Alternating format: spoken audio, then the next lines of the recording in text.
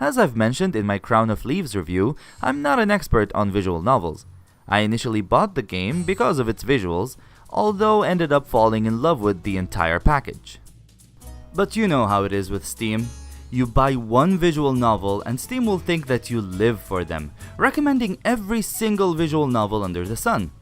And while most of them didn't interest me, there was one particular game that was able to catch my eye. Nairi Tower of Shirin, a visual novel point-and-click adventure hybrid developed by Home Bear Studio and published by Another Indie and Houndpick Games. This game's visuals are so adorable I could not help but wishlist it. Though I didn't end up buying it since the publishers were generous enough to provide me a review code, so thank you very much Houndpick Games. I'll be honest, although the game looked adorable, I knew nothing about the developers nor the publishers. So I went in not expecting much. Worst case scenario, it would be a cute, light-hearted visual novel. What I wasn't expecting was for the game to end up being one of my favorite games of 2018, if not of all time. Usually when I make these reviews, I talk about the story first. However, this time I'm gonna make an exception for reasons that will become clear later. So this time around, let's talk about the presentation and gameplay first. The game's visuals are very pleasant. The art style has such a comforting aura surrounding it, making me feel happy just by looking at it. It's the same type of joy you'd feel when watching a Studio Ghibli movie or playing The Wind Waker. Everything in this game is so adorable and pleasing to the eye, from the backgrounds to the colors to the characters. Especially the ducks. These ducks are meant to be gang members. These are thugs. How precious is that? If I had one complaint about the game's visuals, it would be that the objects in the game look just like background elements, which makes it pretty difficult to find hotspots. The Crown of Leaves avoided that issue by adding a way to highlight all hotspots, so I wish this game had a similar feature. Especially since the cursor is pretty small and its different shapes are not that distinct, which made it challenging to see it change. I also wasn't a fan of the animation in cutscenes.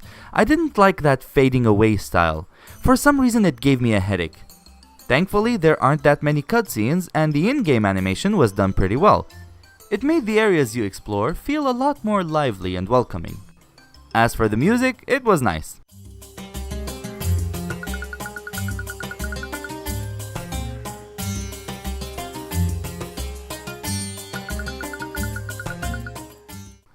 Nothing amazing, but it fit the game quite well and I appreciated it. What I didn't appreciate was the constant sound of stone scraping against stone that plays during the last level's puzzles.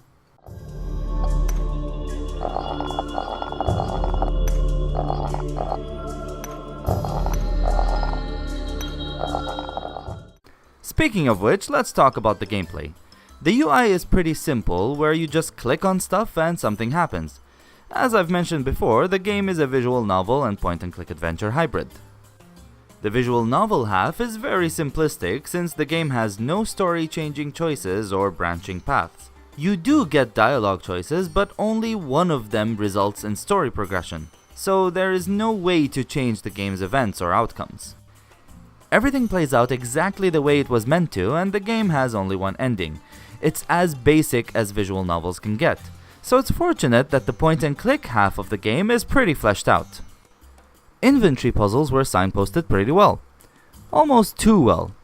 When I was facing a specific puzzle, I almost always knew what I needed to do. Didn't stop the characters from pointing out the obvious though. Honestly, the biggest challenge with these puzzles was to remember where to go. Especially in the third act where you're looking for the Zakat gang stash. The game then turns into a huge network of fetch quests. Fun ones, might I add. They were logical, funny, and very charming at times. But since the game has no map, I ended up making wrong turns more times than I'd like to admit. And that's not even mentioning those confusing parts where the entrances to different areas are very close to each other. And since there are so many areas in this game, going from one part to another becomes kinda tiring.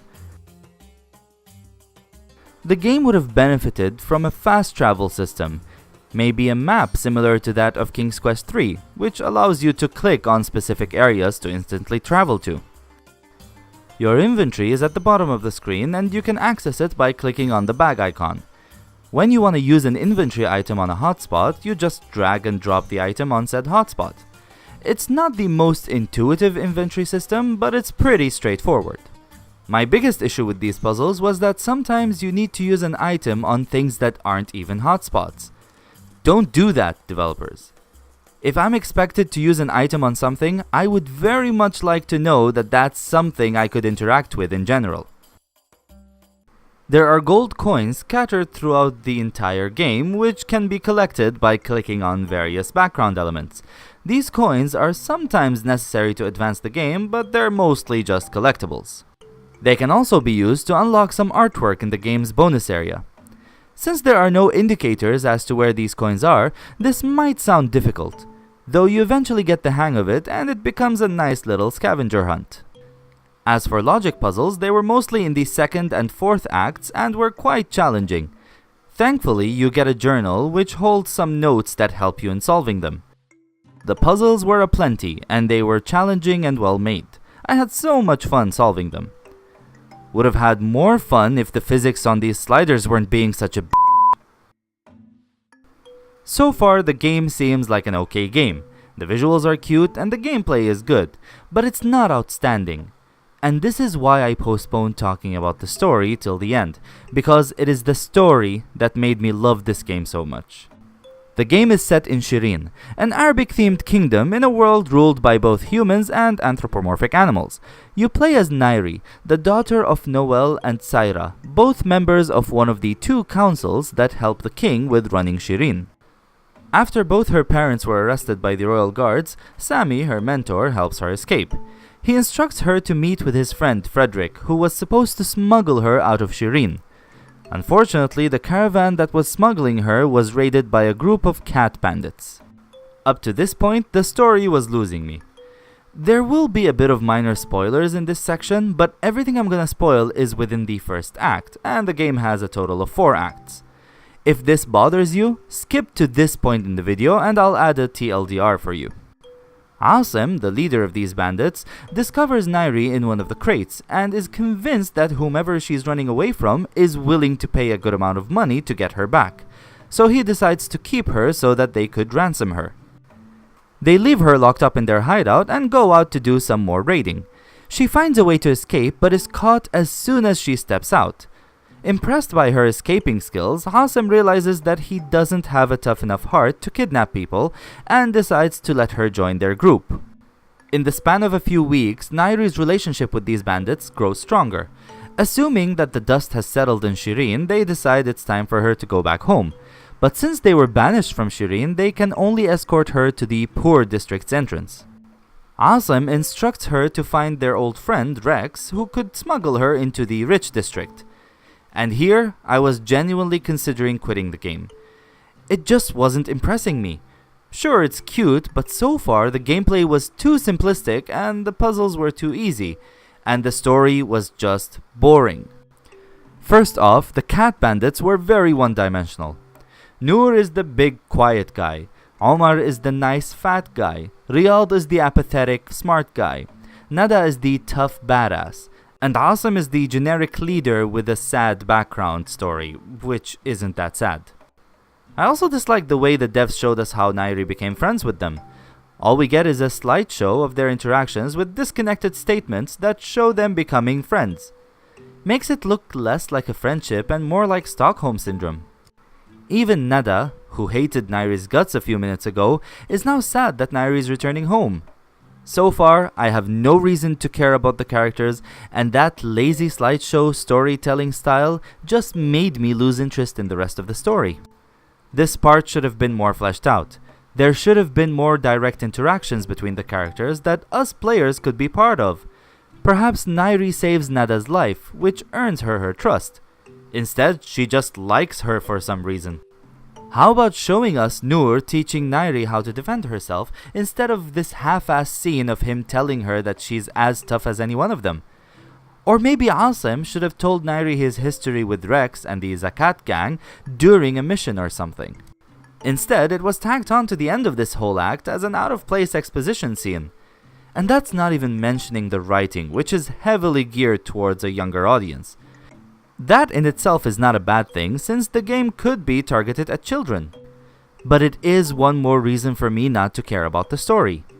TLDR, the first half hour had lazy storytelling, one-dimensional characters, and childish dialogues. Still, I kept going, because I was determined to review this game. And thank goodness I did, because in the span of a few minutes, the story went from boring to absolutely brilliant. Don't get me wrong, the writing was still a bit too kid-friendly. However, the story is so interesting, the characters you meet are quite well written, even if a bit cliched, and the game introduced pretty grim social commentary and dark plot points, some of which were genuinely depressing. It's quite a stark contrast between this and this. Nairi meets up with Rex and they accidentally get involved in a case of a corrupt government, religious fanaticism, and impending doom. I was hooked all the way through and found myself completely invested in the world they built, the characters, and the history of Shirin. It took me 7 hours to beat the game, so you can imagine how surprised I was that the game ended on a cliffhanger. One part of me is not a fan of cliffhangers in video games unless they're at the end of an episode or a chapter, such as in The Crown of Leaves. Developing a chapter or an episode takes a considerably shorter amount of time than a full game, and even then there could be some obstacles that could stop development, leaving us without a proper conclusion. And that's bad enough when you're hooked after an hour-long chapter. Then imagine how much worse it would be if it's a full 7-hour-long game. I hope the developers will be able to make a sequel, but we never know what difficulties might stop them from doing so. I am not ready to deal with the same pain I dealt with over Condemned, or Half-Life, or the Mario movie. Another part of me was thankful that the game ended on a cliffhanger, because with the way the story was building up, there was no way it would have ended with just one game without the ending feeling rushed. I will admit that this is quite subjective, and many people won't be able to get over the game's writing style. But if you could get over that, you'd be treated to a very well-written story with a promising build-up. Apparently, the developers were inspired by Avatar: The Last Airbender and the works of Studio Ghibli, both of which also provided a serious story in a child-friendly way. It's like taking a story as gripping as Beneath a Steel Sky and putting it in a game as cutesy as The Wind Waker. The game is far from being a masterpiece, but it gave me a feeling I haven't felt in a long time. It took me back to when I was a child obsessed with Harry Potter, calling our local library on a daily basis to remind them of my copy of the Next HP book. The gameplay is good and the visuals are adorable, but it's the story that got me. It's the story that made this one of the best games I've ever played. But it's such a personal feeling, I have no idea if others will feel the way I felt when playing this game. So if you miss the joys of being excited about a simple yet gripping story that doesn't span over 12 games and doesn't need hours of YouTube videos to explain it, get this game. Yes, it ends on a cliffhanger, but I think it's well worth its asking price. Nairi Tower of Shirin is available for $9.99 on Steam and the Nintendo Switch. That's all for today. Thank you for watching.